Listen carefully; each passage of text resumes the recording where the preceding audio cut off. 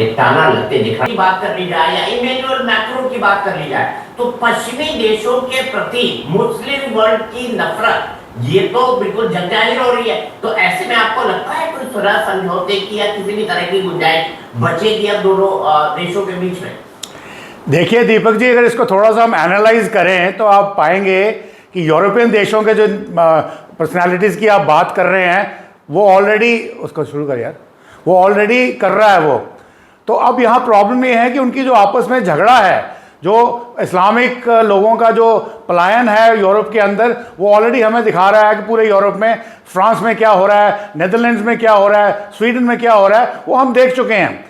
अब यहाँ पे मेरा ये मानना ये है कि ईरान अभी भी दो जगहों पे बटा हुआ है। एक है रेडिकलाइज्ड आईआरजीसी, जो मेरे ख्याल में आई वुड से डिसजॉइंटेड है अभी भी, और एक है जो अरागची और जो लोग हैं जो थोड़े समझदार हैं, या पजेश्कियां जो उनके प्रेसिडेंट हैं, वो थोड़ी सी सही बात कर रहे हैं। ये पर्टिकुलर जो आपने बात करी है, मेरे विचार में ये आईआरजीसी की तरफ से एक बचकाना स्टेप है। इस वक्त मेरा मानना यह है कि ज्योग्राफी ईरान के साथ है, और वो साथ में ये कहना कि जैसे अभी माथुर साहब ने भी बोला कि आंसर इज नो, अमेरिका उसके बगैर नहीं कर सकता, वो सही बात है, पर उसको अमेरिका उसको डिस्ट्रॉय जरूर कर सकता है। हालांकि ट्रंप के जितने भी आइडियाज हैं वो सनकी हैं, but I can tell you जो अमेरिका के मिलिट्री प्रोफेशनल्स हैं वो उसका सनकीपन भी प्रूव कर देंगे ग्राउंड पे। हालांकि संभावना कम है, परंतु है। तो जितने जो लोग ट्रंप के साथ नहीं चले, चाहे वो 4 जनरल्स थे, चाहे सेक्रेटरी ऑफ आर्मी थे, चाहे उनके इंटेलिजेंस चीफ थे, उसको उन्होंने बाहर निकाल दिया। और जो लोग हैं काइनेटिक मीन्स को वो यूज कर सकते हैं, ये ईरान को समझना चाहिए।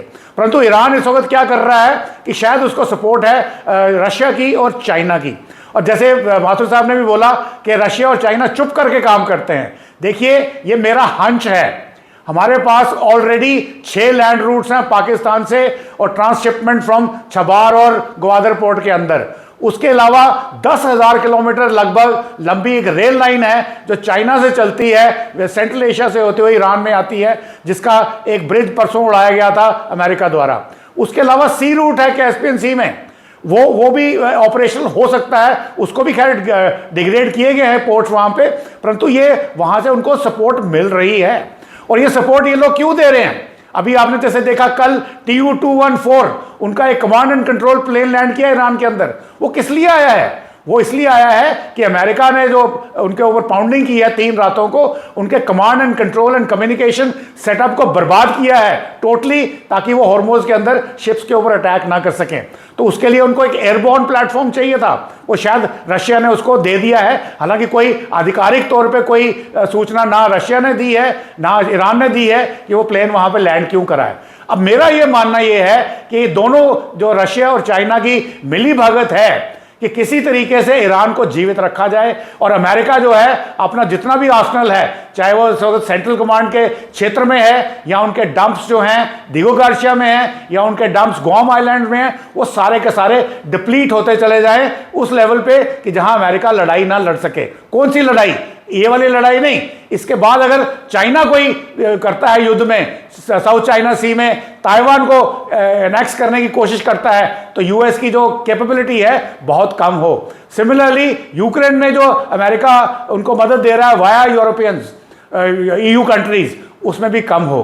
तो ये सब चीजें दिखाती हैं कि इनका गुपचुप मोटिव है। बाकी वापस आते हैं आपकी बात पे कि वो ईरान मैक्रोन वगैरह के उन्होंने दिखाए, ये एक बिल्कुल मेरे ख्याल में एक इलॉजिकल स्टेप है जो शायद आईआरजीसी की तरफ से लिया गया है, ना कि पेजेश्कियां राजसी वाला जो ग्रुप है वो ऐसी बात नहीं करेंगे, क्योंकि वो भी समझते हैं, मैं बार बार रिपीट कर रहा हूं कि ज्योग्राफी ईरान के साथ है।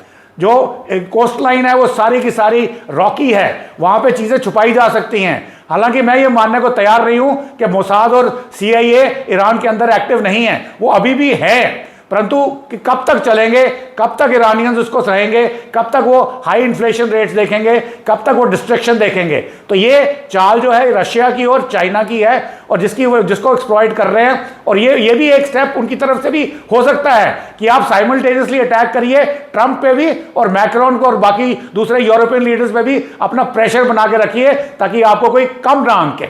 जी, Please like and subscribe.